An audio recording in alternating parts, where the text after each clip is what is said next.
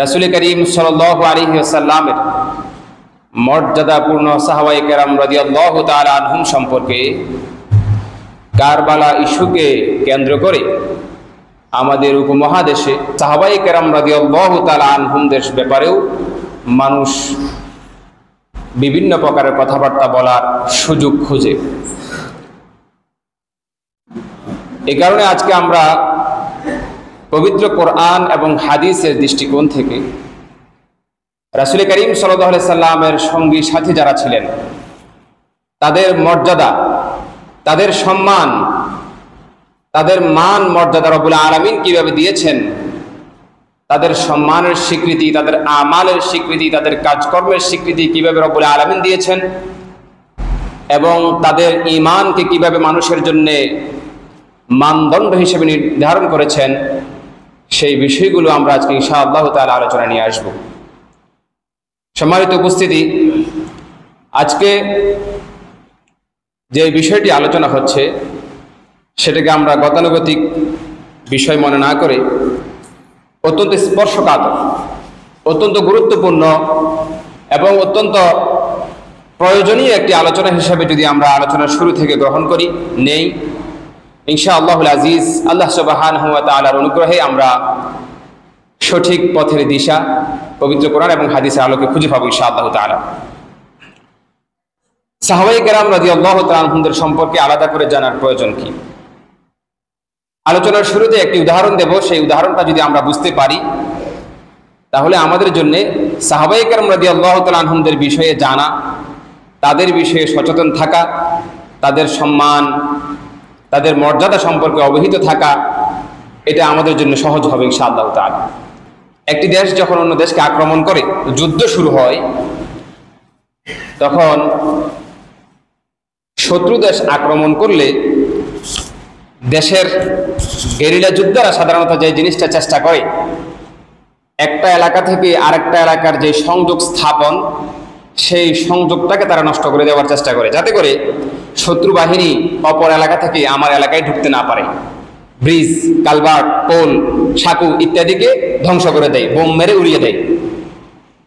এই সহজ উদাহরণটা যদি আমরা সবাই বুঝি তাহলে আমাদের জন্য আলোচনা বোঝাটা সহজ হবে ইনশাআল্লাহ তাআলা। খুব খেয়াল করেন, শত্রু বাহিনী যেন ওই এলাকা থেকে আমার এলাকায় আসতে না পারে, আমি কি করি? পোল, কালভার্ট, আসা যাওয়ার যে পথটা আছে সেটা আমি নষ্ট করে দেই, যাতে করে তার এবং আমার মধ্যে একটা দূরত্ব সৃষ্টি হয়ে যায় খাল এবং নদীর মাধ্যমে। খুব ভালো করে বুঝবো আমরা। এটি একটা উদাহরণ ছিল কেবল। আলোচনার মূল পয়েন্ট হচ্ছে এটা যে রাসূল করিম সাল্লাল্লাহু আলাইহি সাল্লামকে আমরা দেখিনি, রাসূল করিম সাল্লাল্লাহু আলাইহি সাল্লামের বক্তব্য আমরা সরাসরি শুনিনি। উম্মত এবং রাসূল করিম সাল্লাল্লাহু আলাইহি সাল্লামের মধ্যখানে পোল, সাঁকু, ব্রিজ হিসেবে আছেন সাহাবায়ে কেরাম রাদিয়াল্লাহু তাআলা আনহুম। এই কারণে এই উম্মতের শত্রুরা সবসময় চেষ্টা করে যে সাহাবায়ে কেরামদেরকে বোম্বিং করে যেন উড়িয়ে দেওয়া যায়। নাউজুবিল্লাহ বলেন সবাই। সাহাবায়ে কেরামদেরকে যদি বোম্বিং করে উড়িয়ে দেওয়া যায়, সাহাবায়ে কেরামের ইজ্জত যদি লুণ্ঠন করা যায়, সাহাবায়ে কেরামদের ব্যাপারে যদি বিভিন্ন প্রকারের কথাবার্তা বলা যায়, সাহাবায়ে কেরামদেরকে যদি আক্রান্ত করা যায়, তাহলে অটোমেটিক আমার কোরআন, আমার ইসলাম, আমার নবীর উপর এমনিতেই কি চলে আসবে? সন্দেহ চলে আসবে। এই কারণে তারা সবসময় যে কাজটা করে, সরাসরি রাসূল করিম সাল্লাল্লাহু আলাইহি সাল্লাম, ইসলাম, আল্লাহ সুবহানাহু ওয়া তাআলা সম্পর্কে আক্রমণ করে না, তারা খুব ঘুরিয়ে পেঁচিয়ে কৌশলে সাহাবায়ে কেরামদের উপর আক্রমণ করে। তাদের উদ্দেশ্য কি বলেন তো? উম্মতের সাথে, নবীর সাথে, উম্মতের সাথে, রাসূলের সাথে যেই সম্পর্ক, যেই ওয়াসিতা, যেই মাধ্যম, সেই মাধ্যমকে বিচ্ছিন্ন করে দেওয়া উদ্দেশ্য। এই কারণে আমরা কখনোই সাহাবায়ে কেরামদের সমালোচক যারা, তাদের বিষয়ে সহজ হওয়া আমাদের জন্য কঠিন, আমাদের জন্য সহজ না। আমরা এই বিষয়ে সর্বোচ্চ পর্যায়ের সতর্কতা অবলম্বন করা আমাদের জন্য জরুরি। সম্মানিত উপস্থিতি, যদি আমরা এই উদাহরণটা বুঝে থাকি তাহলে আমরা আলোচনার মূল পর্বে এখন প্রবেশ করতে পারি। আল্লাহ সুবহানাহু ওয়া তাআলা পুরো পৃথিবী থেকে সর্বপ্রথম রাসূল করিম সাল্লাল্লাহু আলাইহি সাল্লামকে মনোনীত করেছেন, চয়ন করেছেন, নির্ধারণ করেছেন। এরপর অন্যান্য নবীদেরকে নির্ধারণ করেছেন। এরপর রাসূল করিম সাল্লাল্লাহু আলাইহি সাল্লামের সঙ্গী সাথী কারা হতে পারবে, কারা রাসূল করিম সাল্লাল্লাহু আলাইহি সাল্লামের সঙ্গ দিয়ে তৎকালীন সময়ের সমাজ বাস্তবতার বিপরীতে দাঁড়িয়ে ইসলামকে প্রতিষ্ঠা করতে পারবে, নিজেদের জীবন যৌবন সবকিছু ব্যয় করে, নিজেদের সন্তানদেরকে এতিম করে, নিজেদের মা বাবাদেরকে দূরে রেখে, বিরোধ হয়ে, শত্রু হয়ে কিভাবে তারা ইসলামের পক্ষে দাঁড়াবে, এমন অবিচল চিত্তের, অবিচল অন্তরের অধিকারী কারা কারা হতে পারেন, এটা আল্লাহ সুবহানাহু ওয়া তাআলা নির্ধারণ করে, চয়ন করে, তাদেরকে মনোনীত করে তাদেরকে ঠিক করেছেন যে এই লোকগুলা পারবে। এই কারণেই আল্লাহ সুবহানাহু ওয়া তাআলা তাদেরকে সাহাবী হওয়ার মর্যাদা দিয়েছেন। সুবহানাল্লাহ। আমরা অনেকে আফসোস করি যে আমরা যদি নবীর যুগে যদি থাকতাম তাহলে তো আমরা এমন এমন করতাম। বলা যায় না আমরা আসলে কোন পক্ষে থাকতাম। এই কারণে হযরত আব্দুল্লাহ ইবনে মাসউদ রাদিয়াল্লাহু আনহু বলেছেন, ইখতারাহুমুল্লাহু সুবহানাহু ওয়া তাআলা, আল্লাহ সুবহানাহু ওয়া তাআলা তাদেরকে স্পেশাল ভাবে নির্বাচন করেছেন যে এরা, এই সাহাবায়ে কেরামরা আমার নবীর সাথে সঙ্গ দেওয়ার মতো উপযুক্ত ব্যক্তি। এরা পারবে রোম পারস্যের বিরুদ্ধে দাঁড়িয়ে যেতে খালি হাতে খালি পায়ে। আল্লাহ সুবহানাহু ওয়া তাআলা তাদেরকে বিশেষভাবে নির্ধারণ করেছেন, মনোনয়ন করেছেন।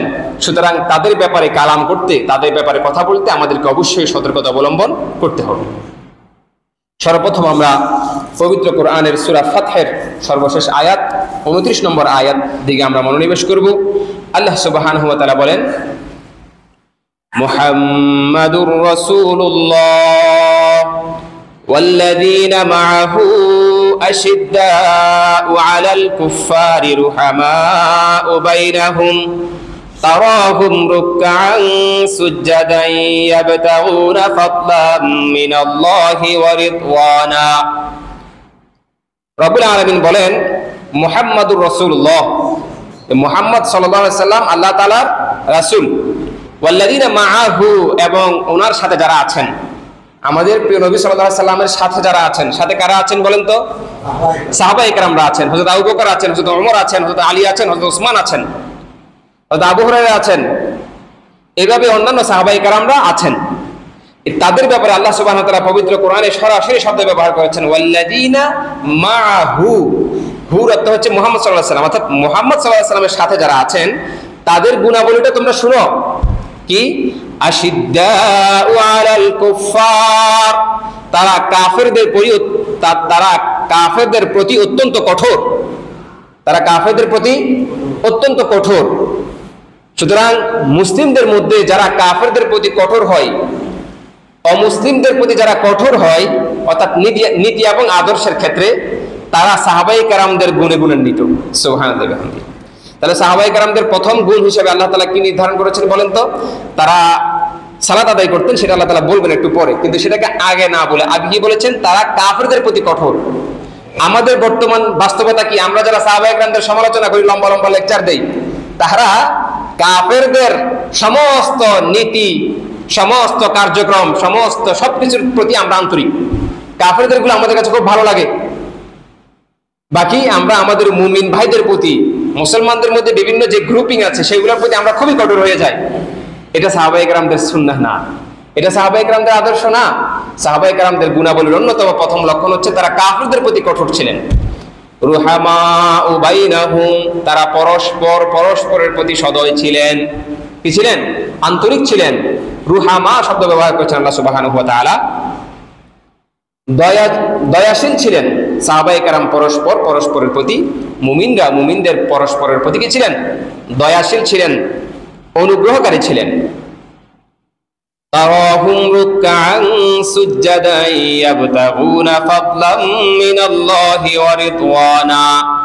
আল্লাহ সুবহানাহু ওয়া তাআলা পুরো মানব জাতিকে বলছেন, তোমরা যদি আমার নবীর সাহাবীদেরকে দেখতে চাও তো তোমরা তাদেরকে দেখবা, তারা আল্লাহ তাআলার ফজল এবং অনুগ্রহ, আল্লাহ তাআলার দয়া, আল্লাহ তাআলার সন্তুষ্টি পাওয়ার উদ্দেশ্যে তারা সব সময় রুকআ ওয়া সুজদা, তারা সব সময় রুকু এবং সিজদা অবস্থায় থাকেন। সুবহানাল্লাহ।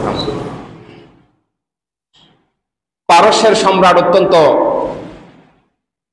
ভীত অবস্থায় তার সেনাপতিকে জিজ্ঞেস করলেন যে আরবের টুটাপাটা মানুষরা, আরবের বুখা নাঙ্গা মানুষরা কিভাবে আমার সেনাবাহিনীকে হারিয়ে দেয়, একটি প্রশিক্ষিত সেনাবাহিনীকে হারিয়ে দেয়। তখন সেনাপতি বললেন যে আমাদের সৈন্যরা, আমাদের সৈনিকরা নারী এবং মদকে যতটা বেশি পছন্দ করে, মুহাম্মদ সাল্লাল্লাহু আলাইহি সাল্লামের সৈনিকরা মৃত্যুকে, শাহাদাতকে তার চেয়ে বেশি পছন্দ করে। সুবহানাল্লাহ। এবং আমাদের সৈনিকরা দিনের বেলায় যুদ্ধ করে, রাতের বেলায় নারী এবং মদ নিয়ে পড়ে থাকে। আর মুহাম্মদ সাল্লাল্লাহু আলাইহি সাল্লামের সাহাবায়ে কেরামরা, তার সঙ্গী সাথীরা, তার বিশ্বস্ত সাহাবীরা, তারা দিনের বেলায় যুদ্ধ করে আর রাতের বেলায় তারা আল্লাহ সুবহানাহু ওয়া তাআলার সামনে দাঁড়িয়ে সালাত আদায় করে কান্নাকাটি করতে থাকে। সুবহানাল্লাহ। সেই শক্তি যতদিন পর্যন্ত রোম অথবা পারস্য পৃথিবীর অন্য কোনো পরাশক্তি অর্জন করতে পারবে না, তাহাজ্জুদের সালাতের শক্তি যতদিন পর্যন্ত অর্জন করতে পারবে না, ততদিন পর্যন্ত মুসলমানদেরকে ঘায়েল করা, তাদেরকে পরাজিত করা পৃথিবীর কোনো সৈনিকদের দ্বারা সম্ভবই না। সুবহানাল্লাহ। এই যুদ্ধের পলিসিকে বর্তমান সময়ের তাগুত, বর্তমান সময়ের খোদাদ্রোহী যত শক্তি আছে, তারা এই পলিসিকে খুব ভালোভাবে নিয়েছে। তারা বললো, আমরা যেহেতু মুসলমানদের মতো তাহাজ্জুদের সালাত আদায় করে হতে পারবো না, আমরা যেহেতু মদ, জুয়া, গাঁজা, আমরা যেহেতু অবৈধভাবে নারী সঙ্গ ছাড়তে পারবো না, আমরা যেহেতু গান বাজনা খারাপ বিষয়গুলো ছাড়তে পারবো না, সুতরাং মুসলমানদেরকেও আমরা সেগুলোতে লিপ্ত করে দেবো। নাউজুবিল্লাহ বলি আমরা। আজকের মুসলমানদের বাস্তবতা কি? কেন আমরা হেরে যাচ্ছি? কারণ আমরা আমাদের তাহাজ্জুদ ছেড়ে দিয়েছি, আমরা আমাদের 5 ওয়াক্ত সালাত ছেড়ে দিয়েছি, আমরা আমাদের পর্দা ছেড়ে দিয়েছি, আমরা আমাদের সুদ গ্রহণ করা শুরু করে দিয়েছি, ঘুষ গ্রহণ করা শুরু করে দিয়েছি। যত প্রকারের খারাপ বিষয় আছে, আইল কাটা থেকে নিয়ে, আইল ঠেলা থেকে নিয়ে, মানুষের জমি দখল করা থেকে নিয়ে, এতিমের হক মারা থেকে নিয়ে, এমন কোনো খারাপ কাজ নাই যে খারাপ কাজগুলো সবগুলো কাফেরদের গুণাবলী ছিল, সেগুলো সবগুলো এখন আমরা আমাদের গুণ হিসেবে গ্রহণ করে নিয়েছি। এই কারণে আজকের বাস্তবতায় পুরো পৃথিবীতে আমরা 100 বছর পর্যন্ত লাঞ্ছিত এবং অপদস্থ অবস্থায় আছি। এই কারণে আল্লামা ইকবাল বলেছিলেন যে তুমি আবার বীরত্বের, সাহসিকতার, তুমি আবার আমানতদারিতার সবক গ্রহণ করো, তাহলে পুরো পৃথিবীর নেতৃত্ব আবার তোমাকে দেওয়া হবে ইনশাআল্লাহ তাআলা। আজকে আমরা ওই দেশকে দোষী করি, সেই দেশকে দোষী করি, এই দলকে দোষী করি, সেই দলকে দোষী করি, জনসাধারণরা ওলামায়ে কেরামদেরকে দোষী করেন, ওলামায়ে কেরামরা জনসাধারণকে দোষী করেন। বাস্তবতা হচ্ছে আমাদের কারো ভিতরে আসলে কি নেই পূর্ণাঙ্গ সেই ইসলামের যে স্পিরিট, ইসলামের যে স্পৃহা, সেটা আমাদের কারোর মধ্যে নেই। আমরা আমাদের প্রত্যেকের ব্যক্তি জীবন নিয়ে আমরা সীমাবদ্ধ। আর তাগুতরে সেটাই চাই যে তুমি তোমার ক্যারিয়ার নিয়ে, তুমি তোমার জীবন নিয়ে বা বউ বাচ্চা নিয়ে তুমি ব্যস্ত থাকবা, তুমি তোমার খিলাফা আলা মিনহাজিন নবুওয়া নিয়ে, রাসূল করিম সাল্লাল্লাহু আলাইহি ওয়াসাল্লাম যে রাষ্ট্র ব্যবস্থার উপর তোমাকে রেখে গিয়েছেন সেটার দিকে তুমি মনোনিবেশ করবা না। এই কারণে আমরা পরাজিত অবস্থায় আছি। সাহাবায়ে কেরাম রাদিয়াল্লাহু তাআলা আনহুদের প্রথম এবং প্রধান গুণাবলী কি ছিল? তারা কাফেরদের প্রতি কঠোর ছিল, কাফেরদের নীতি আদর্শ তারা কোনোভাবেই গ্রহণ করতেন না।